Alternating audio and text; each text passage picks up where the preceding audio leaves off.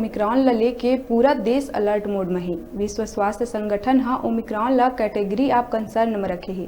छत्तीसगढ़ सरकार घलो कोरोना के नवा वेरिएंट के रोक बर पूरा तरह ले मुस्तैद नजर आवत है। अब एला रोके बर कोनो कसर छोड़ना नहीं चाहत है। स्वास्थ्य मंत्री टी.एस. सिंहदेव मीडिया ले बात करत हुए कहिस, प्रदेश सरकार के सबले पहली प्राथमिकता ये हवय कि प्रदेश में ये नवा वेरिएंट प्रवेश झन कर पावय। एकर संग में लोगन ले अपन सुरक्षा करे बर गाइडलाइन के पालन करे के अपील घलो करे है। नवा वेरिएंट ओमिक्रॉन जिहां आम लोगन के चिंता बढ़ा दिए है, तो उन्हें सबले ज़्यादा परेशान लइका मन ला लेके देखे जावत है। कोरोना के कारण लगभग 1.5 बछर तक स्कूल बंद रहे हैं। अब सरकार जब पूरा क्षमता के साथ स्कूल खोले के फैसला करे है, ऐसे में ये नवा वेरिएंट छात्र और ओकर परिजन मन के चिंता बढ़ात है। हालांकि प्रदेश के शिक्षा मंत्री प्रेमसाय सिंह टेकाम हाँ फिलहाल स्कूल बंद करे के बात ला सिरे ले नकार दिए है।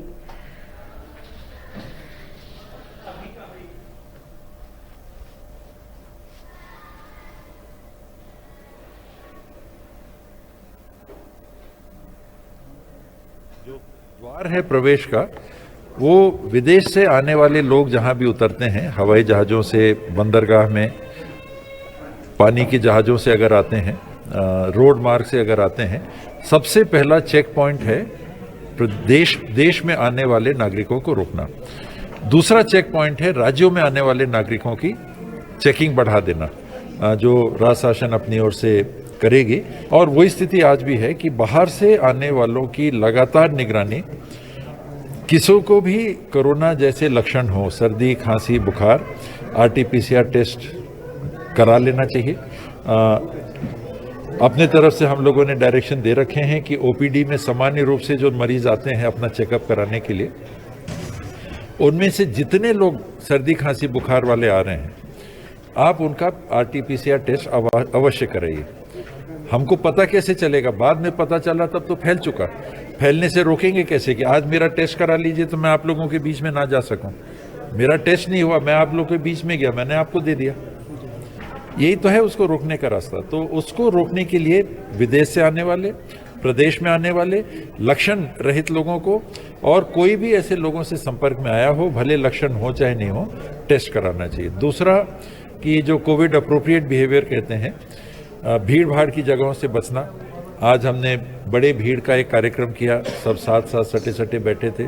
ये कोरोना के फैलाव के लिए बढ़िया खेत है, अच्छा जोताया हुआ खेत है, तो इससे हमको बचना चाहिए। नहीं, पहले स्कूल का संचालन ये था कि 50% की उपस्थिति पालकों की सहमति के आधार पर और कोविड-19 की जो गाइडलाइन है उसका पूरा पालन करते हुए स्कूल का संचालन करें।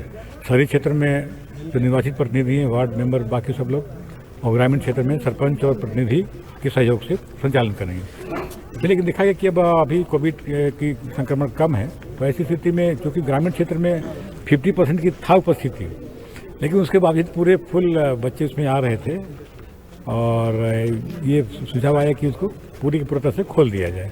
तो अभी निर्णय लिया गया कि उसको पूरी तरह से ऑफलाइन स्कूल का संचालन हो, पर कोविड जो गाइडलाइन है, चाहे भारत सरकार की जो गाइडलाइन हो, चाहे समय समय पर अपने यहाँ की गाइडलाइन हो, उसका पूरा पालन करते हुए संचालन करना है। वायरस क्या है? वायरस तो सब विदेश से ही आता है, अपने यहाँ तो वो ये होता नहीं। तो बाहर से जो आने वाले लोग हैं उनको रोकना पड़ेगा उसको, और जो स्टेट जो बॉर्डर है वहाँ पर थोड़ा सीलिंग करना पड़ेगा। बच्चों का उसमें ये है, उसमें ये है कि जहाँ अगर जिन क्षेत्रों में संक्रमण की शिकायत होगी उन क्षेत्रों के स्कूल को बंद करना पड़ेगा।